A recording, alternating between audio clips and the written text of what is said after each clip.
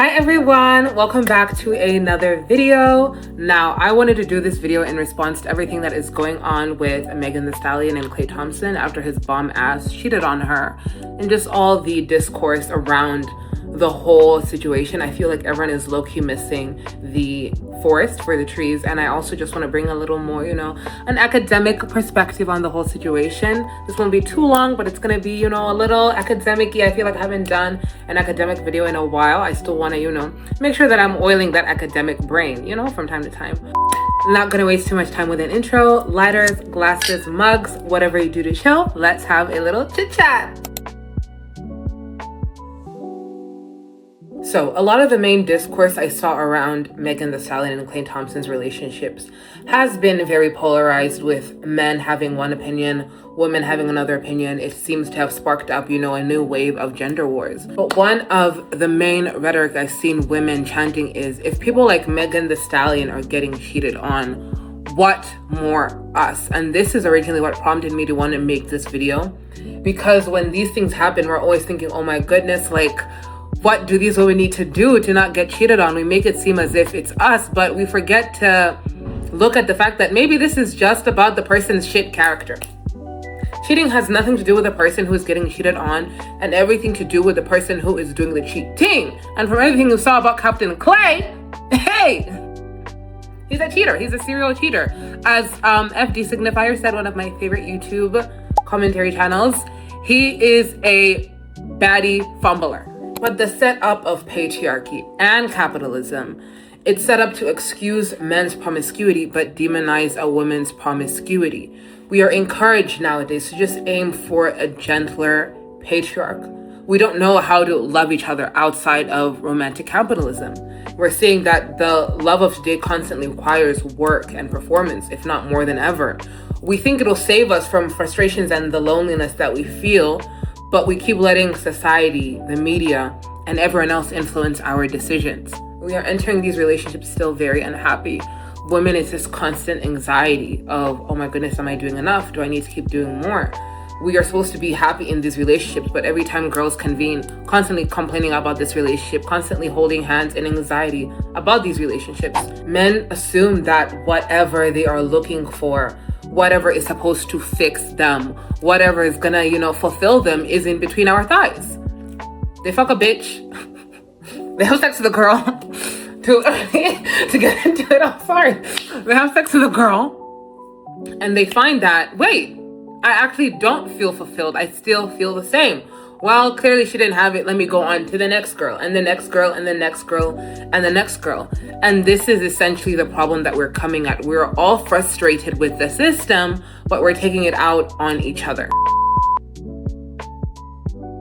The article I read for reference for this video is Love in a Time of Capitalism, a Marxist reading in modern times. And I will be using this video throughout to reference everything I am saying. And I think it will tie in beautifully to everything that, is going today. So in an opening argument, Rubin argues that women are a reserve labor force for capitalism. Our unpaid housework transforms raw goods into products for consumption by male wage earners. But why is it that the division of labor under capitalism has consistently been drawn along the line of sexual difference? Capitalism is, in all intents and purposes, a male operation, an all-male operation. Every other representative of the capitalist political economy is all male, and the singular objective of this is to extract surplus value from labor to produce capital. In the way we're looking at it in romance, in the way I have translated it, is that women are the surplus value. Think about us, all the cooking, the cleaning, carrying the bloodline, a private representation of that public figure being the man. What we do is extracted to produce the labor necessary for the man to be able to produce labor to produce capital. In other words, we are just an aid. We are just an aid to keep running this capitalist system. To further explain this conditioning, the author made the argument of habit memory, which traps the body in motion in response to an initial impulse, versus pure memory, which imagines the past calling upon uniquely personal memories that speak to the present. So essentially, history is repeating itself with these new images. It is all stuff we have seen before, but if we use our pure memory, we would be able to recall that, oh, wait a minute, I've seen this before. This is stuff I've grown up with. But because habit memory has taken over, the conditioning of our roles in capitalism by gender is completely taking over. The result of all of this is the pendulum swinging back right. More gender wars. The state of the world right now. But we have lost our will to dream, to read, to critically analyze, and we're constantly keeping our minds on the loop. And this is on purpose, so we don't have to think. You know, dreams and telescopic understanding aren't good for capitalism. Time is money, and there is no such thing as off the clock. You need to always be locked in, confused, not using your brain, just working. And the times we have to sit and think and analyze is when we can critique these systems, is when we can convene, commune, discourse, but nobody wants that. And when you think about the way the world has set up right now, with the world literally on fire, on fire. What more is someone supposed to do and just think, let me do the best I can to survive? So yes, that pure memory is there, but that habit memory of how you've been taught to move, to operate, how we have been conditioned to socialize based on our sex and gender, that is going to take over. And if you have all these reinforcing images showing you what you're going to get from it, why wouldn't you comply? I would. There was a time I was very, very, very compliant. I believed in that whole nuclear family thing. If I just do this, I'm gonna get a guy and all this. Where has that gotten me? Nowhere. And with Off the Clock, we see how this can translate to romantic capitalism. You know, there is no off the clock for us women. All that we do with our time is so that our man has time to relax, so he can go back to work and produce capital. Hence, romantic capitalism. The nuclear family was not designed because people thought, well, you know, I think now with after the war and everything, it's time for us to, you know, create a cute little family and just have everyone calm, you know, give the vets some time to decompress for their PTSD. The women have been lonesome, they've been working, let's have them at home. No! They had to find a better way to do it, because when the men were at war, the women were working. Again, this is a more white thingy, because Black women, African women, just keep in mind that Black women, we have always been working. So a lot of these arguments and how these things became a more big issues because white women were over it. You know, they were over it. So that's why we have these things. But anyway, these women now, men are back, they have to go back to work. And now they're like, well, so how are we gonna do it? How are we going to make sure that the labor that these women were, you know, producing is not lost when the men come back? How are we going to incentivize these men to just focus on the work solely? Nuclear family. The woman will be at home, the man will be at work. Whereas your nigga can clock off, you can't though. Add kids to the equation, you really cannot clock off. And no matter what happens, because of the way you have been socialized, everything that happens in the private sphere will always reflect on the woman. Even if you and your man have a little agreement, if people come over, the house isn't clean, oh my goodness, this woman doesn't keep her house clean. If the kids are running around looking a mess, this woman doesn't know how to discipline her children. It's always about the woman, never the man. There is a reason why these things exist. It is to keep the machine going. The system is performing exactly how it should be, and now it is really performing at its, at its optimum functioning. We are in late stage capitalism, and we always see these things a lot more when there is a little bit of economic uncertainty, times of war, times of political unrest, times of environmental unrest. To quote Bergson, we don't understand one's private life in a logical way, but a singular memory image, impregnated by pieces of one's past that meets the needs of the present. Back to the argument of pure memory versus habit memory. We are making the most useful decision given the current state of the world. It is most useful for us to comply. It is most useful for us to swing back with the pendulum. It is most useful for us to adopt these aesthetics, which are just wordings for the same imaging we have seen, reprocessed, repackaged for a modern, globalized world. And we're thinking, everyone is moving this way. The women who seem to be moving this way have that security we're all looking for. And a lot of this is just a lack of security, this feeling of, are we even going to be able to buy a house? Like me as I am now, will I go through the rest of my life being a renter? That is a real possibility. I may never own land. I may never have enough money to have a child.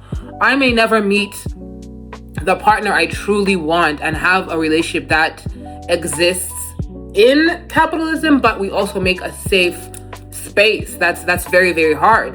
And with everything going on, everyone is just thinking, hey, I need to think about me right now. I need to survive. I need to survive. I need to survive. Very, very fair. In essence, it is easier to perform what we know than dare to imagine something else. The fact that we have been operating under capitalism for so long, we cannot even imagine a world post-capitalism, pre-capitalism. We cannot understand or conceptualize what that would even look like. But there will come a point when capitalism will die. This cannot go on indefinitely. We cannot keep extracting materials and materials and materials and materials. The earth is dying. Hey, the earth is dying. These guys are acting like, no, it's not. The earth is dying. We have probably 50 good years left. I hope I'm long dead. We conceive we're in control of the trajectory of our romantic narratives because we're in love. But the private life afforded by such a narrative can't exist without modern capitalism, because two are better than one at reproducing and producing labor power. In modern times, us now being able to catch up, us being more globalized, us being more susceptible to the images and propaganda of Western powers, this is something we're dealing with now. You know, we have a lot of women now doing these things. And for us to really crack this, we must nip, at the facade of patriarchy on which capitalism relies for the production and reproduction of labor power. But our ability to do so and find alternate gender and sex systems that we can operate on, outside of capitalism, heavily relies upon one's investment in the survival of capitalism, i.e. our survival. And right now, we are all thinking very individualistically because of the state of the world. We are being sold a lot of scarcity that we are forgetting about community and just thinking about me. This nonchalant epidemic, this I owe you nothing epidemic, all of this is fueling to create this monster. And as women, if you are brought up your whole life being told that you are thriving from marriage, everything you do is for that man and them future kids. Everything you do, the way you operate, the way you move, the way you dress, whatever you so do, keep in mind it's for that man whose last name you are going to take and whose kids you're going to carry for the man. Do you? At the end of the day, a woman is going to hold you down. Things will be good.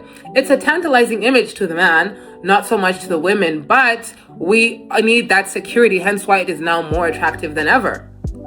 And honestly, can't blame someone. It doesn't seem so bad, but the fact that you are never off the clock, that it's not really you that is valued in this relationship, but your performative role in said relationship, the role you're able to occupy to keep this system going, that is our value. Dismantling this system would require us to turn our backs on these after images of capitalism that are manifested in and through patriarchy. And the after images would be marriage, security, protection, thinking individualistically, all romantic capitalist propaganda we have seen, these celebrity relationships, all these serve as after images of, if I just perform this role well and meet a gentler patriarch than these abusive motherfuckers I'm seeing being so overt, I'm gonna be good. I'm gonna be solid. But are you going to be happy? Because when you think about it, you can't have romance without capitalism these days. You really, really cannot. That is a sad reality. You can date someone and have no money. But the article made a point to emphasize that the sex gender system that we're currently operating in is a far cry from the ones that we are capable of imagining.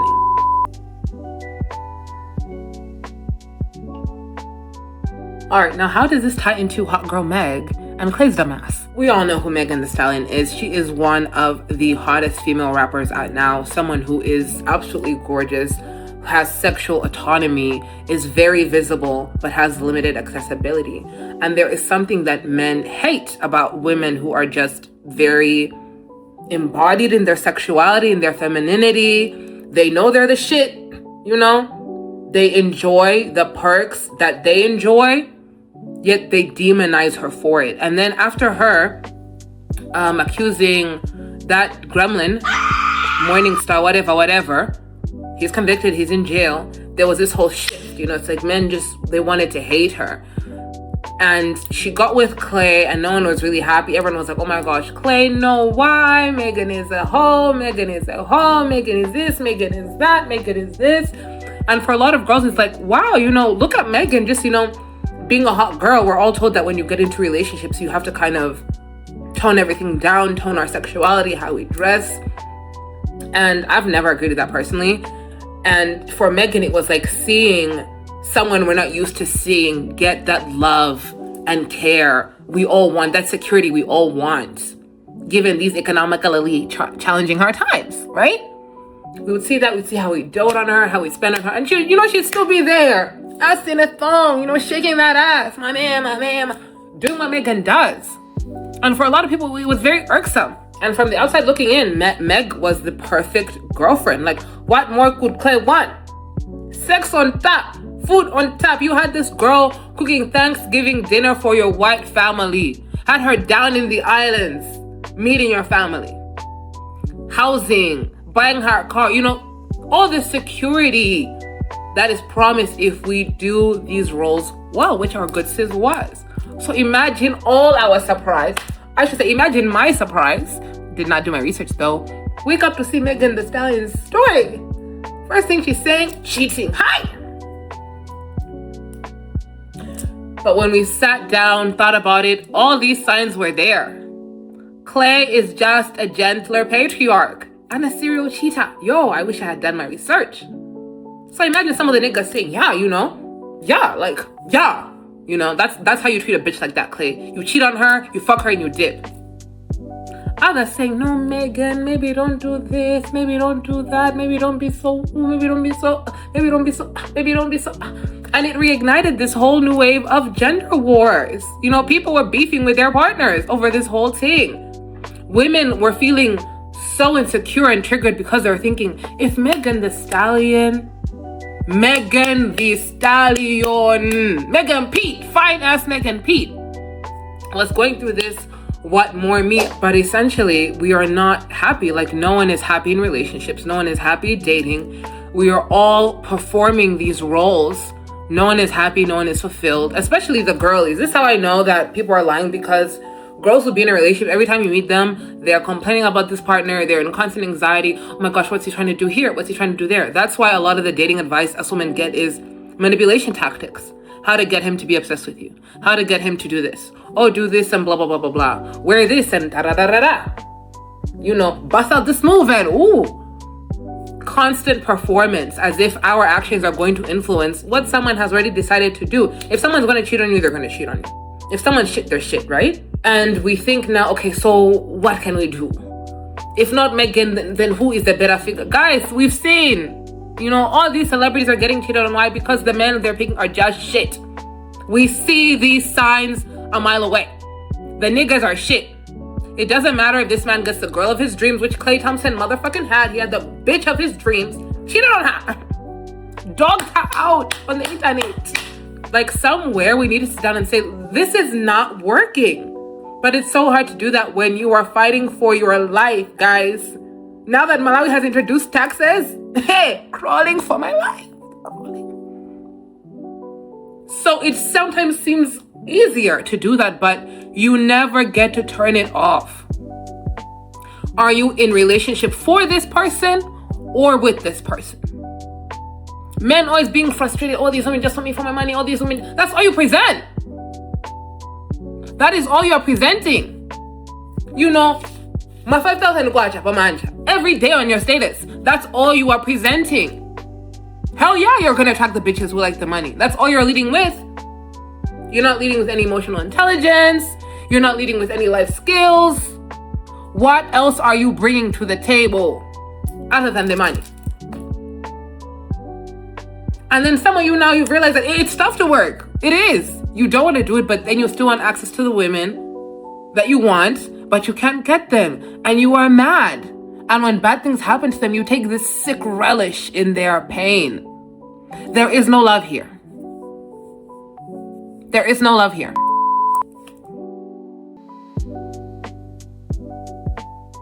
And this goes for all of us, even me.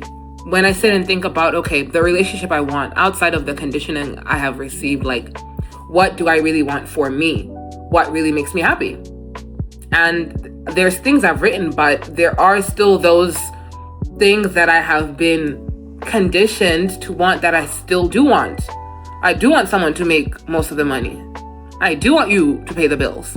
And if a man cannot understand the way that society is always going to be on a woman's neck about how we present ourselves, how the house is functioning, and that everything is always going to fall on the woman. If a guy cannot appreciate that and think, you know what, just to alleviate the your troubles, I will pay. Because I want to pay, I want to provide, I want to protect. That's not everyone, that's what I want, but that's not every single person. And not everyone is going to see that. But yeah, guys, I really just wanted to leave this video off with that kind of a question of thinking, is this really what we truly want for ourselves? That every time something goes wrong, we're scrambling to think, oh my goodness, what new performance can I have? And for many, is that what you want? Just to only be cared for the material that you can bring, how much produce you bring, how much money you bring. It can be very lonely. Most of you are not able to let your guards down. Most of these women do not know you, and you don't know those women, because you're like, girl, I'm out here making money, and you don't. And vice versa. It's like, dude, like, I'm home all day. Like, I have to cook, clean. You come home, I still have to do shit. I gotta fuck you in the bedroom too. I'm tired. Everybody is tired. We are mad at each other. We should be mad at the system. Right now, the system is functioning exactly how it should. The cogs are turning. The spanners and everything are oiled. Like, things are moving how it should. The only one who is suffering is us. And instead of beefing with each other, let's do some internal work. But yeah, we honestly do not know how to love each other outside of romantic capitalism. Everyone is just serving as a placeholder until you get into that relationship. Then you do all those things. But because you have not done it, it's not organic. It's a performance. It's not really how you feel. It's not really how you move. It's not really what you want, but you just want some security. But anyway, guys, this was a cute little, something light, some light work. I think I might be doing this in between when there's something that pops up and I just want to talk to you guys about it. It was also a good way for me, test my academic bag. And what better example to use than one of the trendiest topics right now. I'm currently working on another video script, which is the script I was working on before I decided to come to you guys with this thing. I was like, I don't need much. I just saw all the stuff going on with Meg and Klay. I saw all the discourse around it. I watched that YouTube podcast video I told you guys about that talked about romantic capitalism, and it immediately got my brain going. Had to find a nice scholarly article translated in a way that, pertains for today's climate. Bada bing, bada boom, here I am. I don't really have a conclusion for this video. It's more just wanting to leave us with, some things to think about and ponder and chat about with some friends. Just think about it, of all the roles that we do, all the performances that we do in relationships. How much of that is genuinely you and wanting to show up in that relationship, and how much of that is just a performance to keep this nigga behaving. But anyway, guys, please like, comment, and subscribe. I'll see you all very, very soon. Mwah.